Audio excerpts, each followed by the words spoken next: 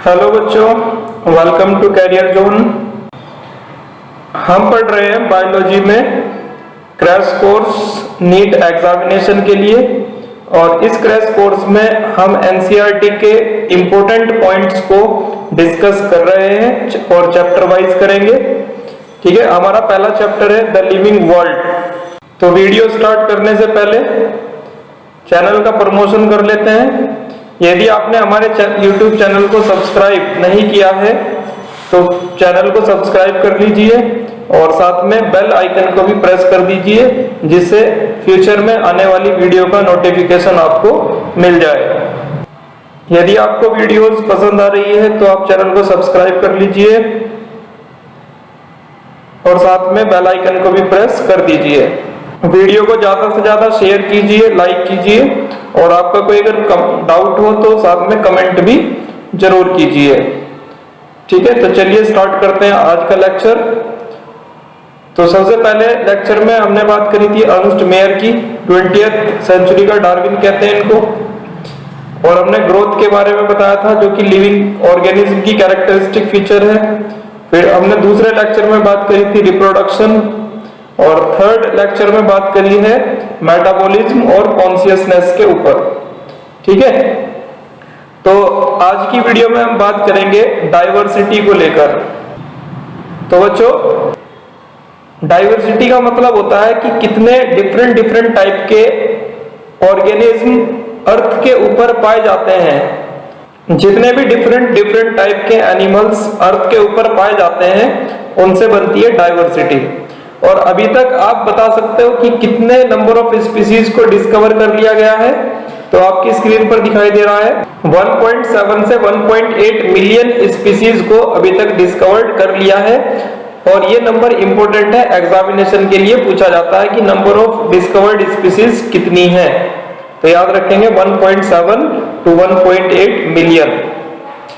अब हम बात कर रहे हैं नोमेनक्लेचर की। क्या होता है नोमेनक्लेचर? नोमेनक्लेचर सिस्टम एक ऐसा सिस्टम होता है जिसमें किसी लिविंग ऑर्गेनिज्म को एक नाम दिया जाता है, नेमिंग की जाती है, और वो नेम पूरे वर्ल्ड में सेम रहता है। ठीक है ना।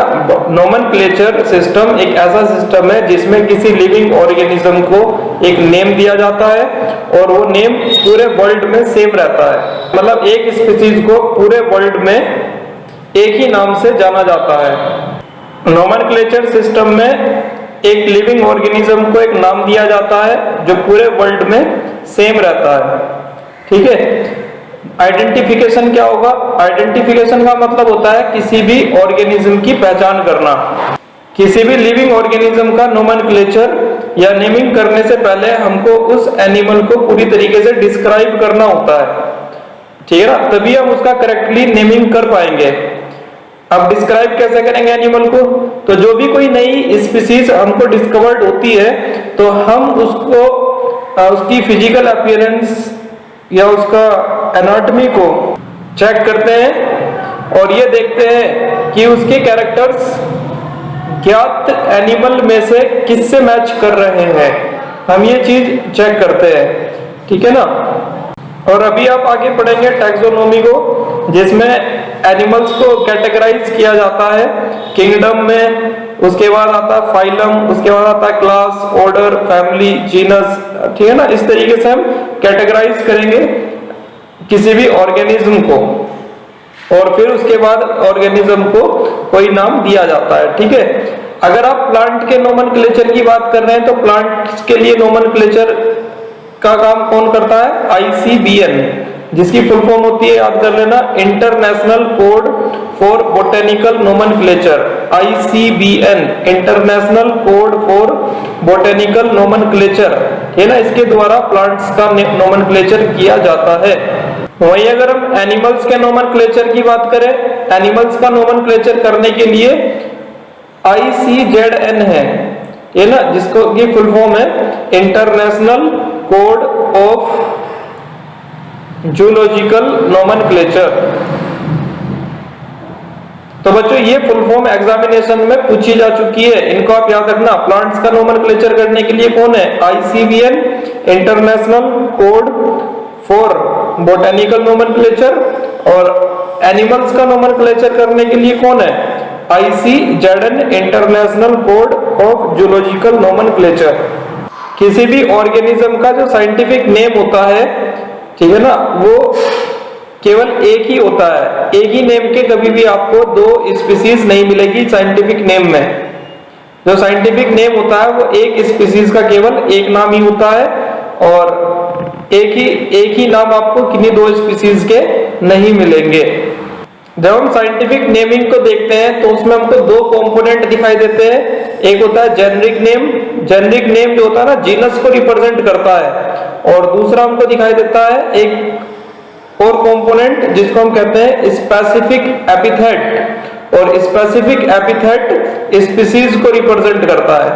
तो ये भी क्वेश्चन में पूछा गया है कि कौन से दो कंपोनेंट होते हैं साइंटिफिक नेम में। एक होता है जेनरिक नेम जो जीनस को रिप्रेजेंट करता है, दूसरा स्पेसिफिक एपिथेट। इतनी बात आपको समझ में आ गई है क्या? अब हम चलते हैं नेक्स्ट स्लाइड में। अब हम बात करते हैं बाइनोमियल नोमेनक्लेचर की। नोमेनक्लेचर का मतलब होता है नेमिंग करना, और बाइनोमियल का मतलब है दो कंपोनेंट। जब हम किसी एक स्पीसीज का नाम लिखेंगे, किसी एक ऑर्गेनिज्म का नाम लिखेंगे, तो उसके दो कंपोनेंट होते हैं। अभी बताया, एक जेनरिक नेम होता है, दूसरा स्पेसिफिक एपिथेट होता है। तो उसको बोलेंगे बाइनोमियल। तो बाइनोमियल नोमेनक्लेचर सिस्टम जो है वो किसने दिया है? कैरोलस लिनियस ने। ये नाम याद कर लेना आप, एग्जाम के लिए इंपॉर्टेंट है। Binomial nomenclature system was given by Carolus Linnaeus. बच्चों, बायोलॉजिकल नेम जो होता है वो जनरली लैटिन में लिखा जाता है। ये भी बात इंपॉर्टेंट है। बायोलॉजिकल नेम को हम किस लैंग्वेज में लिखते हैं? लैटिन में लिखा जाता है। और जब नाम को हम लिखते हैं तो इटैलिक में लिखते हैं। इटैलिक का मतलब होता है जब हम तिरछे लिखते हैं ना वर्ड को इस तरीके से, तो ये होता है इटैलिक। ठीक है ना? दे आर लैटिनाइज्ड और drive from Latin irrespective of their origin. चाहे ऑर्गेनिज्म का जो ओरिजिन है वो लैटिन में हुआ है या लैटिन से नहीं भी हुआ है, लेकिन उसका नाम आपको लैटिन में ही लिखना है। ठीक है ना? जो ऑर्गेनिज्म है जिसके तुमको नेमिंग करनी है, चाहे वो लैटिन के अंदर ही उसका ओरिजिन हुआ है या फिर वो कहीं और हुआ उसका ओरिजिन, लेकिन नाम आपको उसका लैटिन में ही लिखना है। बच्चों, तो बायोलॉजिकल नेम का जो पहला वर्ड होता है, फर्स्ट वर्ड बायोलॉजिकल नेम का, वो किसको रिप्रेजेंट करता है? जीनस को। ये इंपॉर्टेंट बात है कि जो बायोलॉजिकल नेम का पहला वर्ड होता है वो जीनस को रिप्रेजेंट करता है। The second component denote the specific epithet. और जो सेकंड नेम होता है वो स्पेसिफिक एपिथेट को रिप्रेजेंट करता है। जैसे कि एक एग्जांपल लिख के दिखाया यहाँ पर, मैंजीफेरा इंडिका। मैंजीफेरा इंडिका बच्चों नाम होता है मैंगो का। तो जो मैंजीफेरा है वो क्या है? जीनस, और इंडिका क्या है? स्पीसीज। तो बायोलॉजिकल स्पीसीज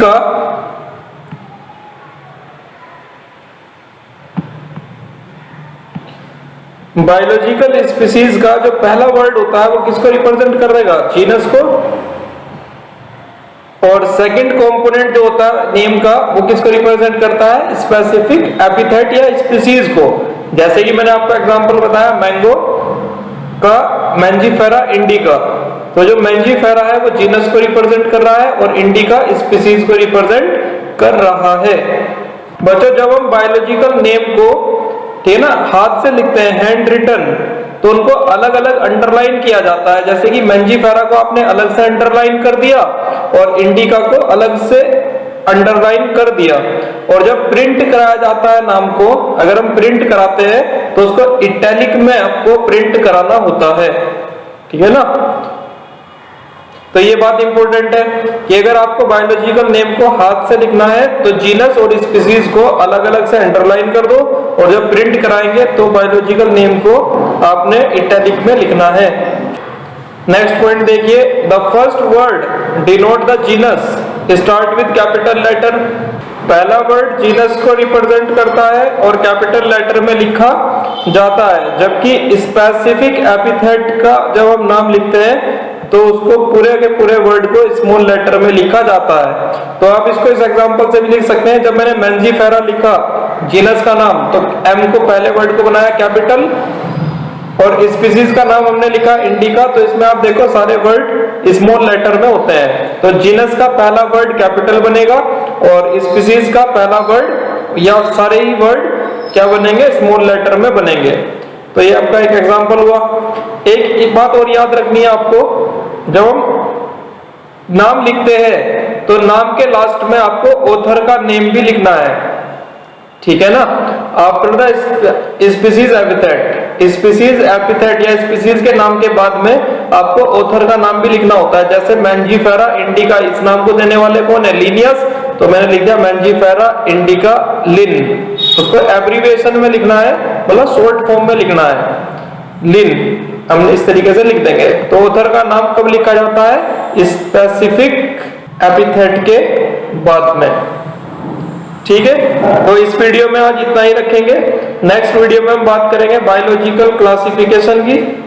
यदि वीडियो आपको पसंद आई है तो आप वीडियो को लाइक करें और शेयर करें और प्लीज चैनल को सब्सक्राइब करें। Thank you very much.